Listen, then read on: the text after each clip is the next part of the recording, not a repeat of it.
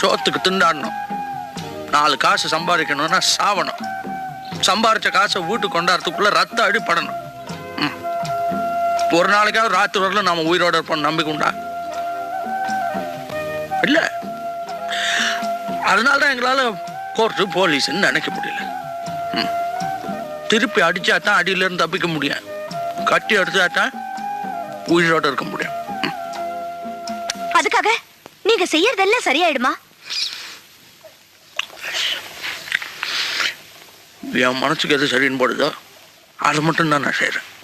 அப்போ என் மனசுக்கு எது சரின்னு படுதோ அதை நான் செய்யலாமா? எனக்கு இன்னைக்கு செல்வா அந்த பையன் அடிச்சது தப்புன்னு படுது, அவரை திரும்பி அடிக்கிறது தான் சரின்னு படுது.